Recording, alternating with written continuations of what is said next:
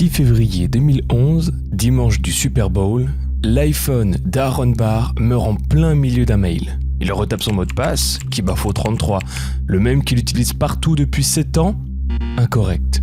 Son Facebook, verrouillé. Son Twitter, quelqu'un d'autre est en train d'y poster.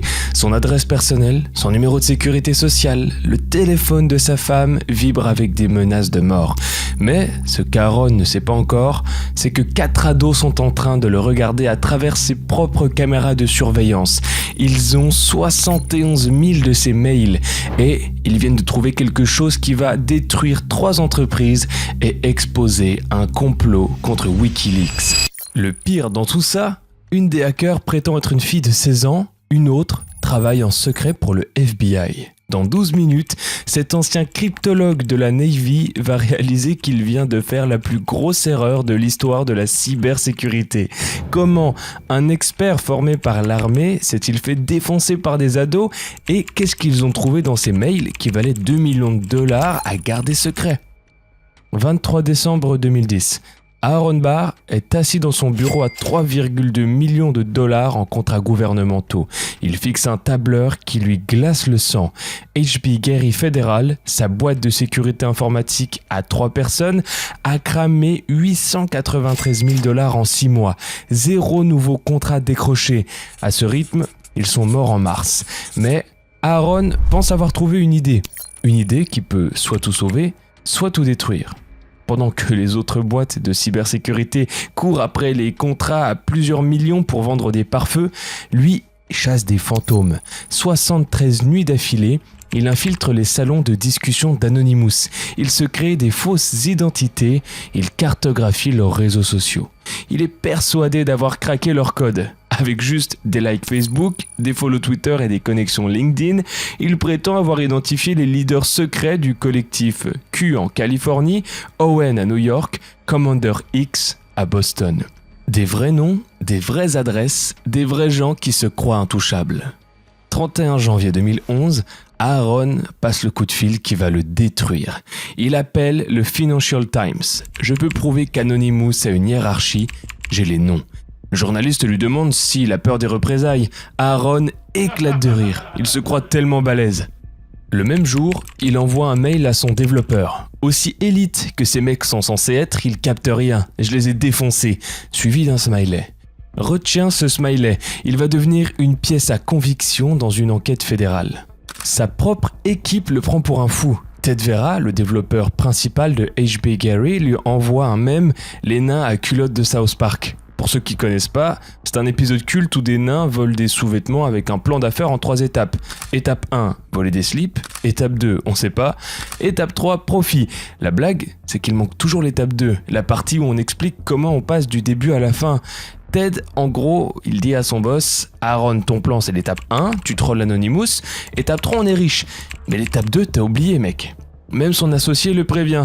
Tu es en train de réveiller un ours endormi avec un bâton très court. Mais Aaron a déjà calé son briefing avec le FBI, 4 février, 10h du matin. L'article du Financial Times sort.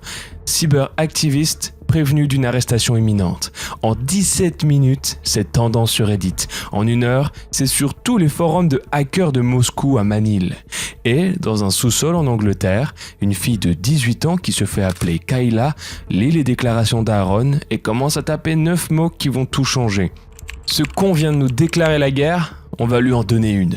Ce qu'Aaron n'a pas compris, Anonymous n'est pas ce qu'il croit. Aucun leader, aucune hiérarchie, aucune organisation. Ce n'est même pas un groupe, c'est une idée. Et on n'arrête pas une idée. 4 hackers convergents dans un chat chiffré. Faut que tu comprennes qui sont vraiment ces gens. Sabu, 28 ans, portoricain du Lower East Side à New York, élève ses nièces tout en piratant des gouvernements. Topiary, britannique, 18 ans, écrit des communiqués que les journaux recopient mot pour mot. Kayla prétend avoir 16 ans, peut-être moins, capable de casser du chiffrement militaire de tête. Tiflo, personne ne sait rien sur Tiflo, pas même les autres hackers. Ils ne se sont jamais rencontrés, ils ne se rencontreront jamais, mais dans les 37 prochaines heures, ils vont commettre un des piratages les plus dévastateurs de l'histoire. Kayla tape 7 caractères dans le site de HB Gary. Apostrophe, OR, 1 égale 1, tiret, tiret. C'est ce qu'on appelle une injection SQL. Un piratage tellement basique que ça s'apprend en cours d'informatique de première année. Le site s'effondre comme du papier mouillé. Elle est dedans. Mais le plus dingue, c'est ce qu'elle découvre. Aaron Barr, l'expert en cybersécurité qui facture $270 de l'heure à l'État, utilise le même mot de passe partout. Pas des mots de passe similaires, exactement le même. Kibafo33. Son mail, son Facebook, son Twitter, son LinkedIn et même son compte World of Warcraft, tous protégés par le nom de son chien mort et son numéro de maillot du lycée. Et là, ça devient flippant. Les hackers ne détruisent pas tout immédiatement, ils font quelque chose de bien pire. Ils regardent. Pendant 31 heures, ils lisent les mails d'Aaron en temps réel. Ils le voient se vanter auprès du FBI. Ils le regardent se moquer d'eux dans la presse. Ils lisent même son message à sa femme. « Chérie, après lundi, on n'aura plus jamais à se soucier d'argent. » Sabou fait une capture d'écran. « Ça va mal vieillir ce truc, tape-t-il. » Puis, les hackers trouvent quelque chose qui les fait arrêter de rire. Caché dans les mails d'Aaron, il y a des PowerPoints, les noms des fichiers, wikileaks-destruction-plan.ppt, journaliste-targeting-protocol.doc. Les présentations détaillent des opérations pour planter de faux documents dans Wikileaks, qui est une organisation à but non lucratif qui révèle des malversions du gouvernement, d'armées ou de grandes entreprises, exposer l'identité de lanceurs d'alerte et détruire la carrière de journalistes ciblés. Une slide utilise littéralement l'expression « assassinat numérique », une autre suggère de cibler la famille du journaliste Glenn Greenwald. TFLow brise le silence. Ça va plus loin que son attaque contre Anonymous. Topiary embraye. On va pas juste le détruire, on va tout exposer. Il télécharge tout. 71 843 mails, 27 PowerPoints, 2165 documents confidentiels. Au total, 4,7 gigas de preuves que HB Gary Fédéral n'est pas juste incompétente, elle complote pour détruire le journalisme lui-même. 6 février, 16h58. Aaron Barr a exactement 2 minutes de vie normale devant lui. Il porte son maillot porte-bonheur des Steelers, celui du Super Bowl 40. Sa femme a préparé un apéritif. Ses gamins se disputent sur les pubs. Son téléphone est silencieux sur la table basse, ce qui est bizarre parce qu'il reçoit en général 200 mails le dimanche. Il le prend en main, aucun nouveau message depuis midi. C'est là que tombe le premier domino. À 17h pile, l'écran de son iPhone flash. Impossible de récupérer les mails. Il retape son mot de passe. Faux. Il réessaye lentement. KIBAFO33. Invalide. Sa femme lui demande si tout va bien. Il répond pas. Il monte déjà les escaliers en sautant les marches 3 par 3. Il ouvre Gmail. Votre compte a été suspendu pour activité inhabituelle. Facebook, compte temporairement verrouillé. Twitter, sa photo de profil a été remplacée par le logo HB Gary avec une moustache d'Hitler. La bio dit maintenant expert en sécurité qui utilise le nom de son chien comme mot de passe. 3 minutes plus tard, son propre Twitter poste sans lui.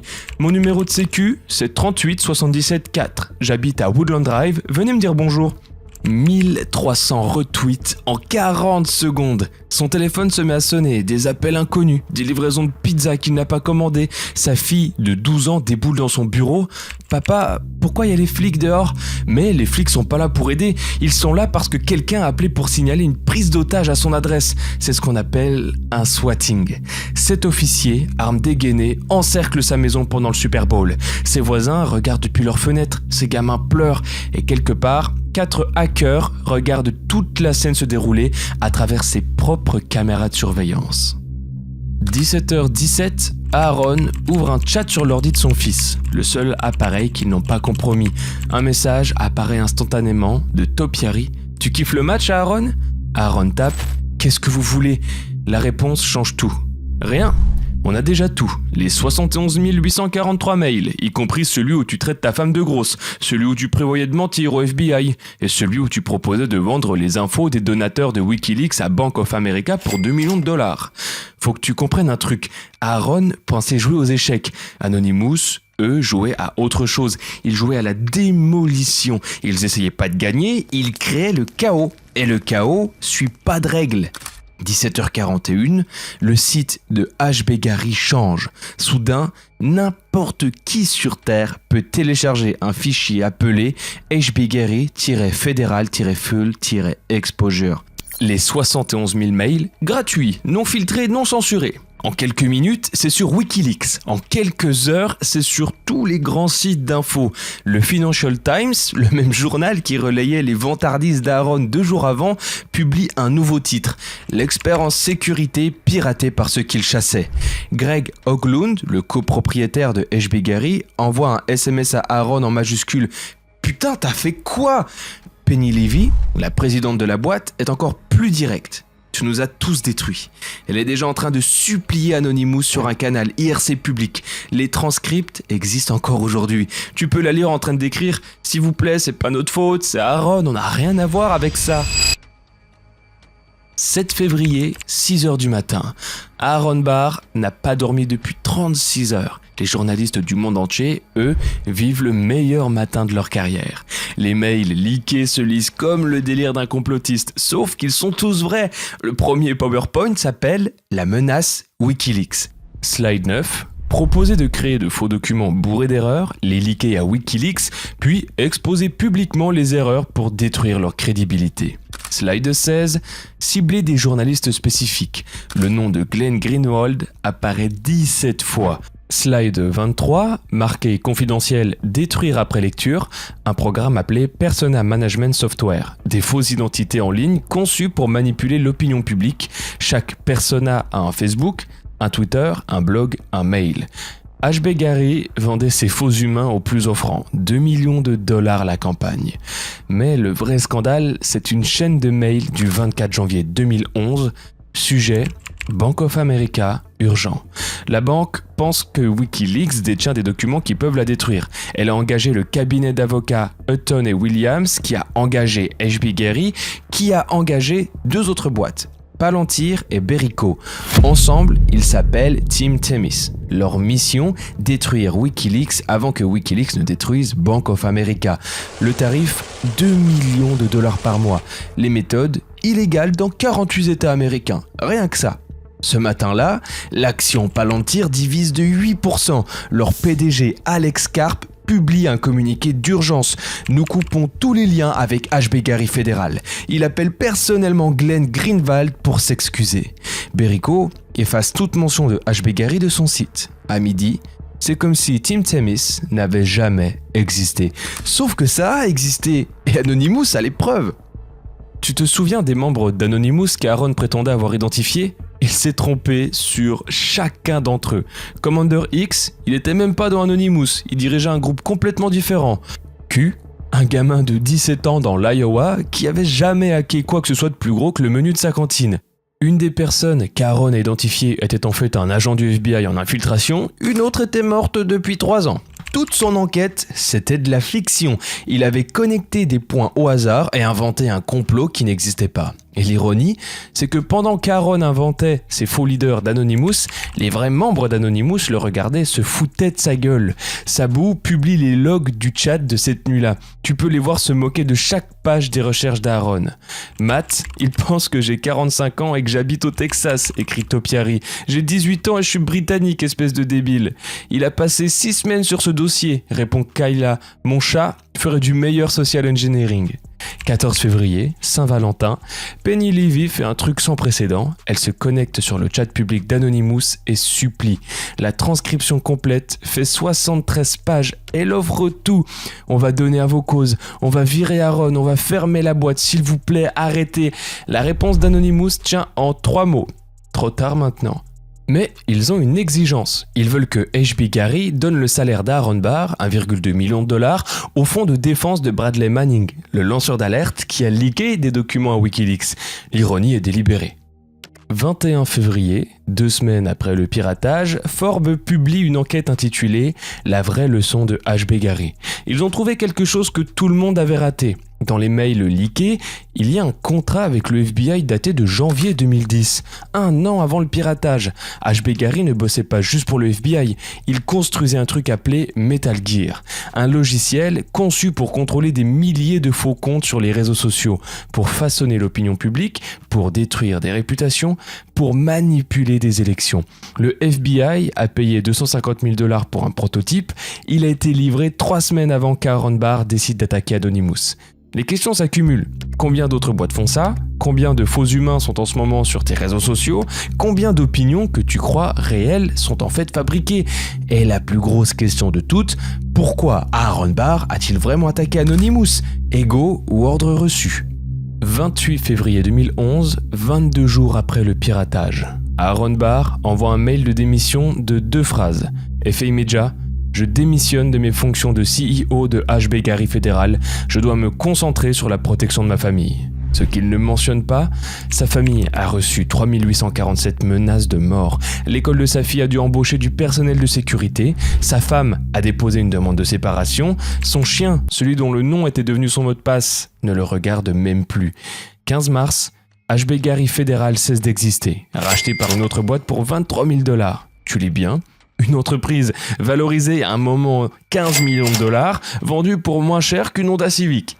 Le repreneur détruit tous les dossiers, efface toutes les données, vire tout le monde. C'est comme si HB Gary Fédéral n'avait jamais existé. Sauf que ça a existé, et Internet n'oublie jamais.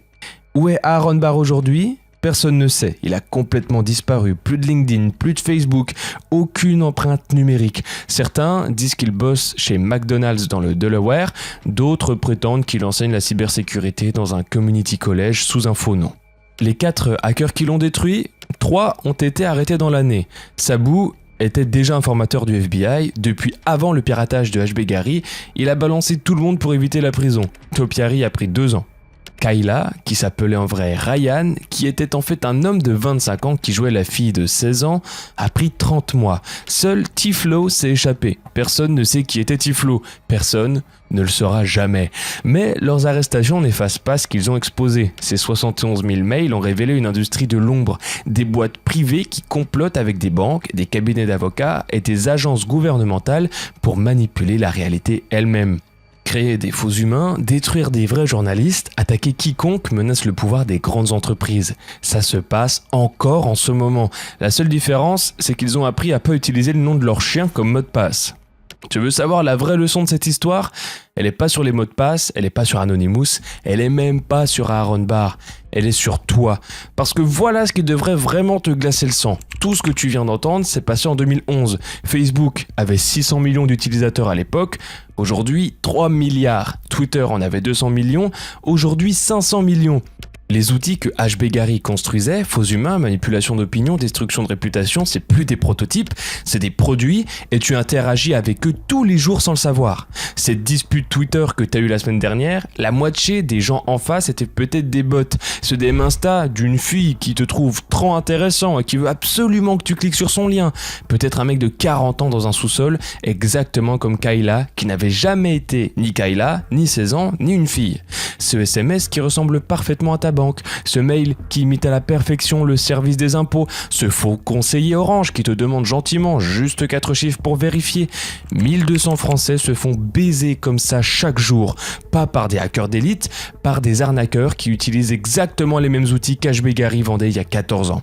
Et c'est exactement pour ça que j'ai construit Fake. C'est une appli française, faite par moi, et son boulot, c'est de te donner les armes que t'as pas. Tu reçois un SMS chelou, un mail louche, un lien que tu sais pas si tu peux cliquer, une capture d'écran d'une conversation qui te met le doute. Tu colles dans Fake, l'IA analyse en 2 secondes et te dit arnaque ou pas, et pourquoi. Il y a aussi un chatbot dispo 24/24, 7 jours sur 7. Demande à Fake, où tu peux poser n'importe quelle question en français sans jargon. Mon banquier vient de m'appeler, c'est normal qu'il me demande mon code ? Tu poses, l'IA répond. Lien en description, première semaine offerte. Aaron Barr pensait qu'il contrôlait l'information. Anonymous savait qu'on contrôle plus rien depuis longtemps. Le minimum aujourd'hui, c'est d'avoir une arme. Et abonne-toi, il y a une nouvelle histoire chaque semaine.